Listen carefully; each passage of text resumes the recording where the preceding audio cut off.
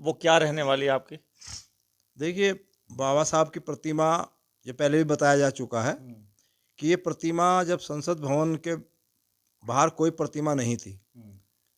सन 64 में हमारे माननीय सम्मान्य समाज के बहुजन समाज के नेता माननीय बीपी मौर्य साहब, जो रिपब्लिकन पार्टी ऑफ इंडिया जो बाबा साहब द्वारा उनके परिनिर्वाण के बाद अस्तित्व में आई थी, उसके द्वारा जीत कर आए थे। महाराष्ट्र से भी बहुत सारे सांसद जीत कर आए थे। सभी लोगों ने उस आंदोलन को बहुत जिम्मेदारी के साथ निभाया था और सन 1964 में वो आंदोलन चला था, जिसमें बहुत सारे लोग जेल। तो अशोक सागर जी, जो इतिहास है समता सैनिक दल का, क्योंकि कहा यह जाता है कि जो आरएसएस बनी उससे पहले समता सैनिक दल बनी और उसी की तर्ज पे शायद आरएसएस को बनाया गया। तो इसका इतिहास थोड़ा सा आप बताइए। देखिए, बाबा साहब ने जब अपने जीवन काल में भारत की राजनीति में पदार्पण किया था 1920 में, विदेश से पढ़ने के बाद, सारी डिग्री लेने के बाद, सामाजिक व्यवस्था से रूबरू तो थे ही वो। छुआछात, भेदभाव जो कुछ भी था वो सब सब सहा था उन्होंने इस चीज़ को। तो वो जगह जगह समाज को जागृत करने जाते थे, तो वहाँ लोग उसका विघन डाल देते थे। तो बाबा साहब डॉक्टर अम्बेडकर ने समाज में जो महार रेजिमेंट थी, महार रेजिमेंट के रिटायर्ड सैनिकों को इसमें जोड़ा और उन्होंने बड़ी बहादुरी से समता सैनिक के साथ खड़े हुए। वो तमाम लोग, बाबा साहब ने उन्हें मोटिवेट किया कि आप दोबारा से समाज के लिए काम आ सकते हैं। तो दोबारा से महार रेजिमेंट के वो सैनिक दोबारा से सामने आए, अपने मेडल लगा कर आए, सभाओं में गए, फिर उनकी सभाओं में कोई विघन नहीं डला।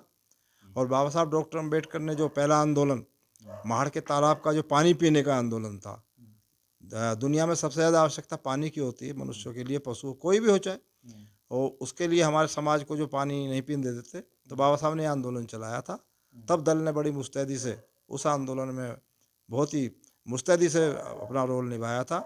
उसके बाद 27 के बाद 30, 31, 32 राउंड टेबल कॉन्फ्रेंस में बहुत जिम्मेदारी अनुशासन के साथ समता सैनिक दल की जिम्मेदारी निभाया बाबा साहब के दिशा निर्देश के अनुसार।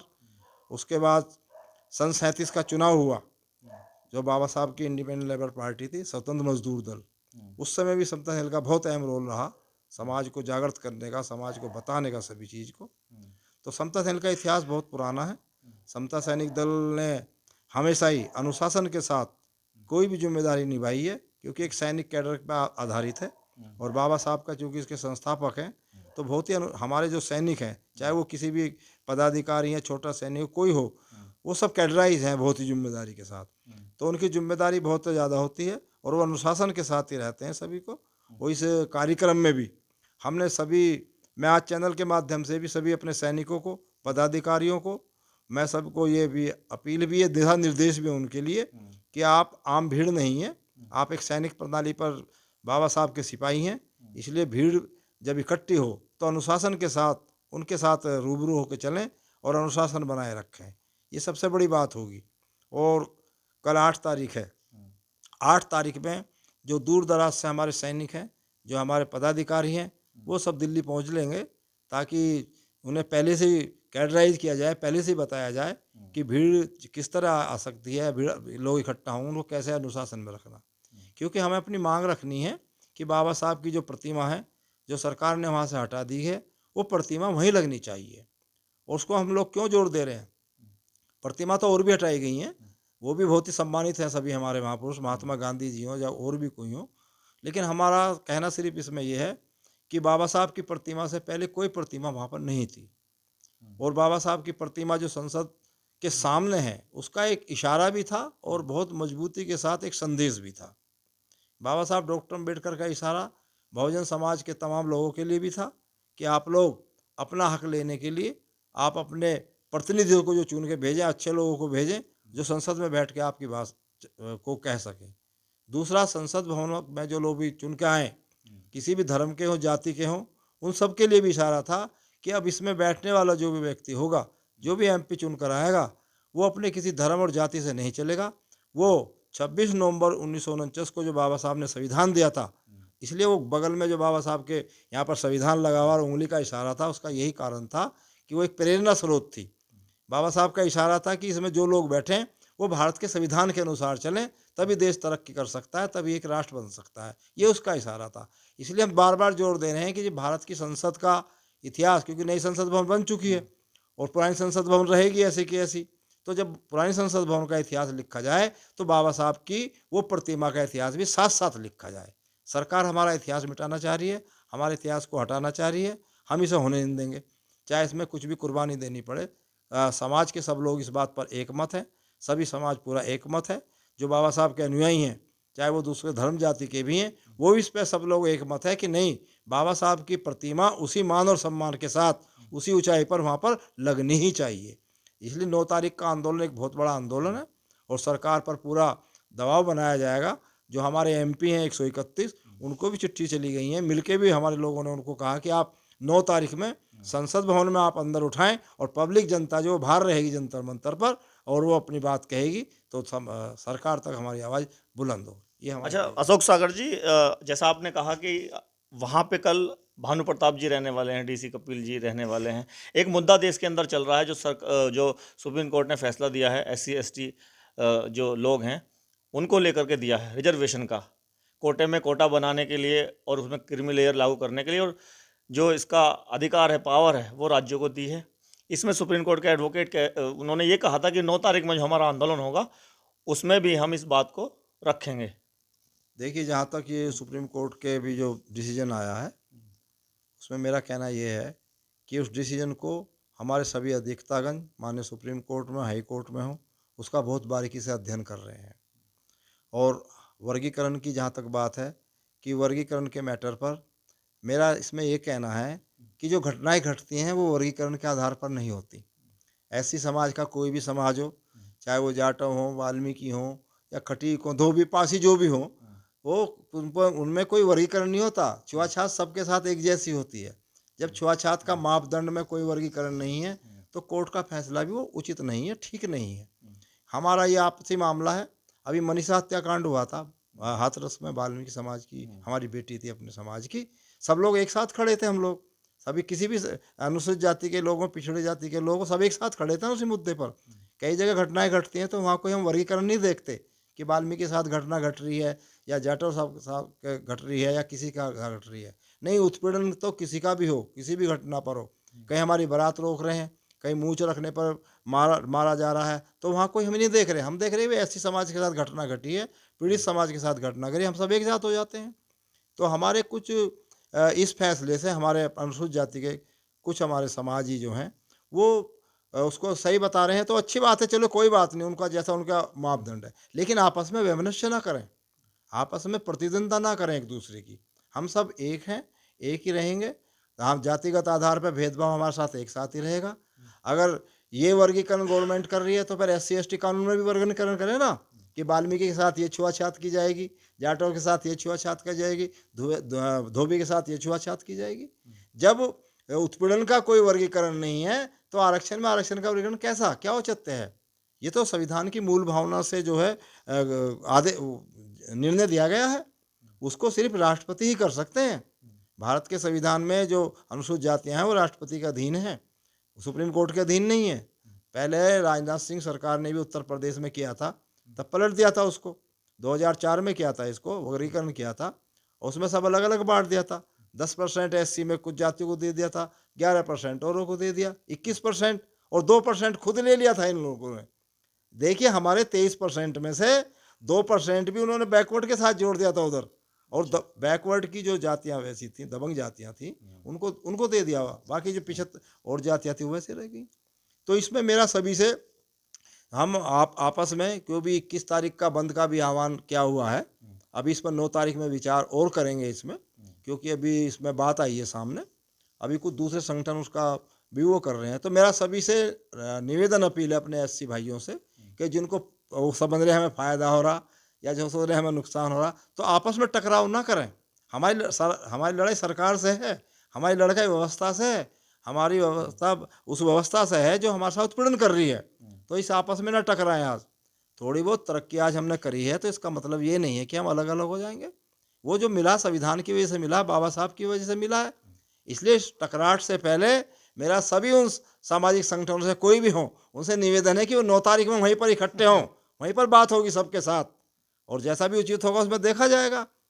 मेरी अपील है कि बाबा साहब की मूर्ति पे सभी संगठन एक है, चाहे वो वाल्मीकि समाज के हों, चाहे वो धोबी समाज के हों, खटीक समाज के हों, निषाद समाज के हों, माइनॉरिटी के हों, कोई भी हों, चाहे वो क्रिश्चियन हो, कोई भी हो, सब इस मुद्दे पर एक हैं।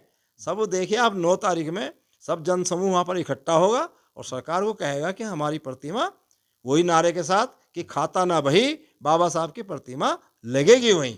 इसी मुद्दे पर चलेगी ये सारी बातें।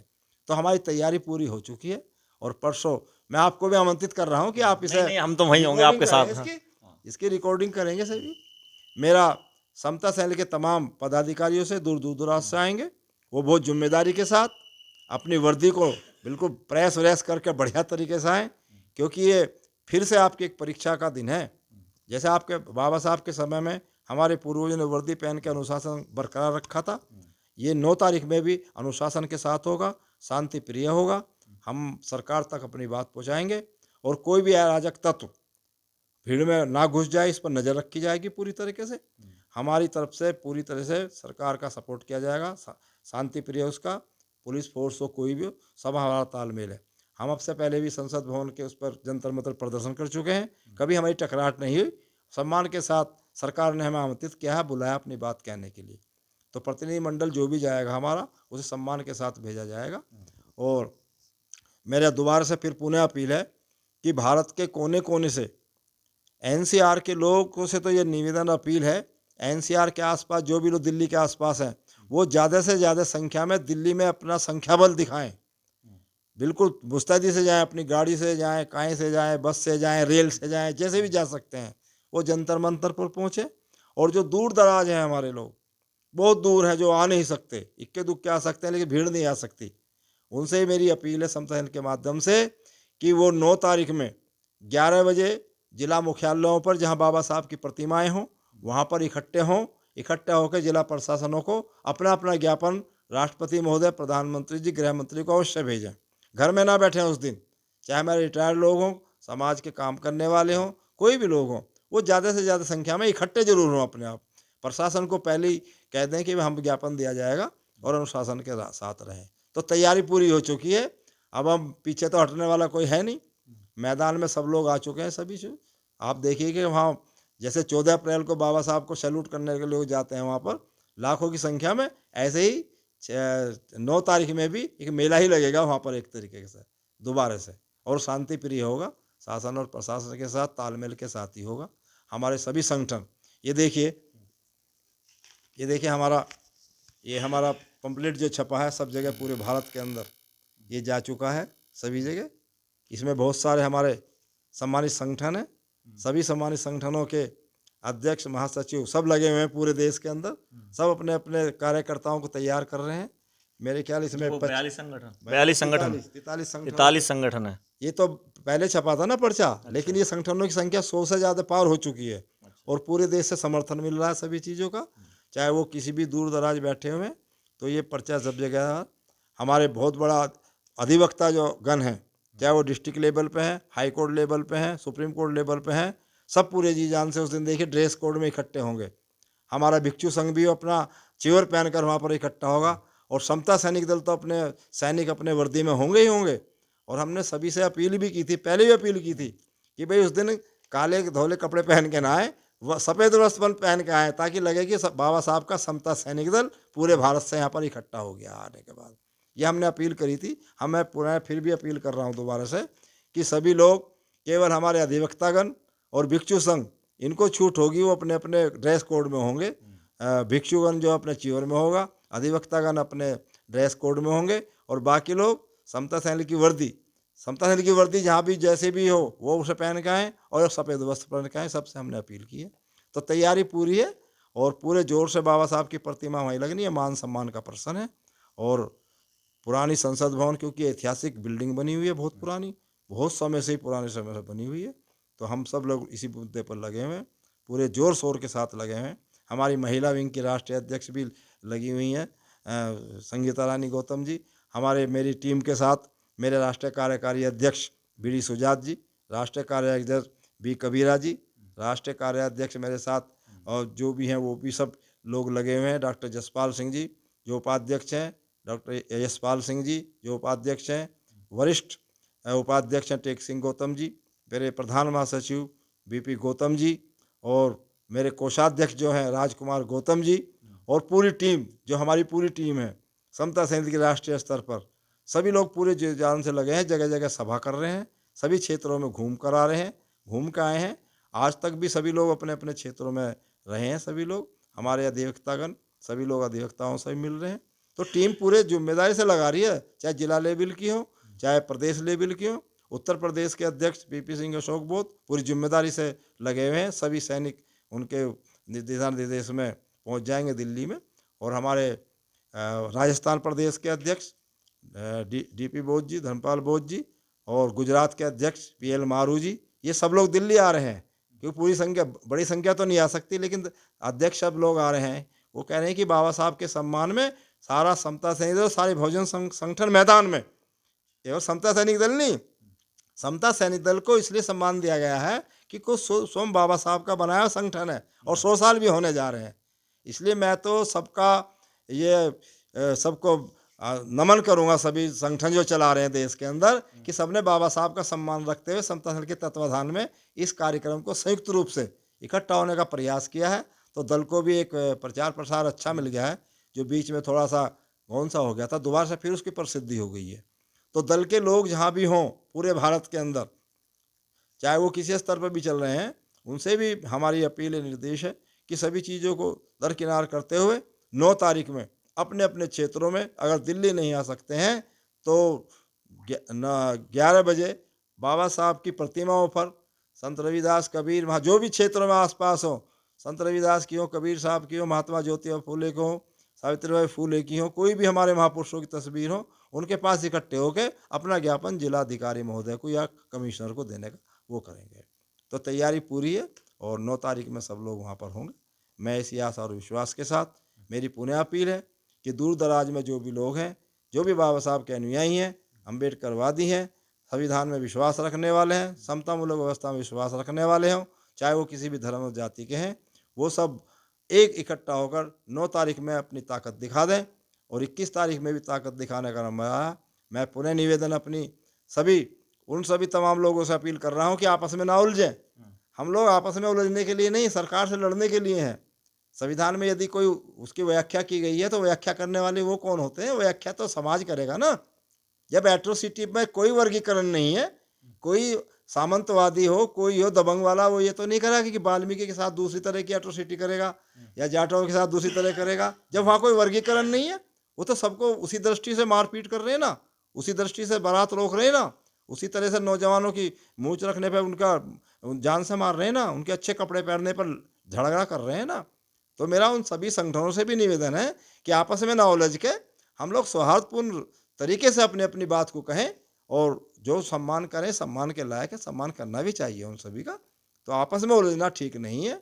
हमारा ये संगठन टूटने का तो है कि दूसरे लोग जो हमारी बात को जो अपनी तरीके से ले रहे हैं। तो माननीय सुप्रीम कोर्ट के जजों की जो खंडपीठ ने, जो भी 5 सदस्य थी, उन्होंने जो ये फैसला दिया है, सात ने जो दिया है, उसका पूरा अध्ययन किया जा रहा है। कि हमारे यहाँ भी अधिवक्ताओं की कमी थोड़ा ही है। एक से एक अधिवक्ता हमारे यहाँ, बड़े बड़े अधिवक्ता हैं जो बहुत कानून के जानकार हैं। तो सब अपना उसका वो कर रहे हैं डिसीजन, और सब उसका, क्योंकि 600 कुछ पेज की बताई जा रही है वो रिपोर्ट जो है पूरी, तो उसका अध्ययन करने के बाद ही फिर भी कोई राष्ट्रपति महोदय को, जिसको भी होगा, उसको किया जाएगा।